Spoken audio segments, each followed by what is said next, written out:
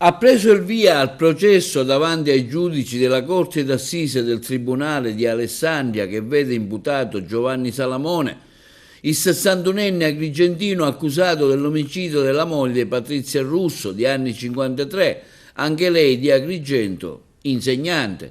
L'uomo, il 16 ottobre del 2024, chiamò i carabinieri dicendo di aver accoltellato la moglie nella loro abitazione di Solero, in provincia di Alessandria.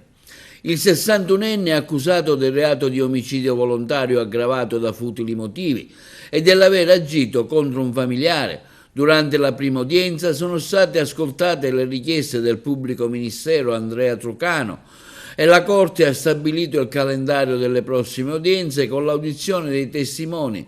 Salamone è difeso dagli avvocati Gianfranco Foglino ed Elisabetta Angeleri.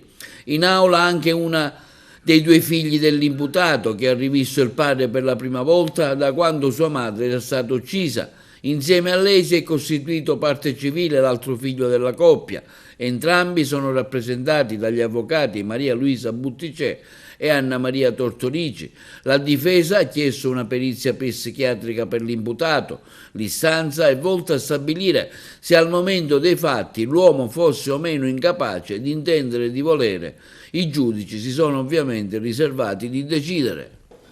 Fu un delitto efferato il cui movente ancora risulta un mistero a oggi. Salamone, dopo una notte insonne, si è armato di coltello da cucina, colpendo allora Patrizia con almeno 7 fendenti. Per la donna non ci fu niente da fare, fu lo stesso marito, dopo essersi cambiato a chiamare i carabinieri: venite, ho ucciso mia moglie. Salamone fu arrestato e portato in carcere, tentò il suicidio alla seconda notte trascorsa in carcere, venendo salvato in extremis dagli agenti della penitenziaria.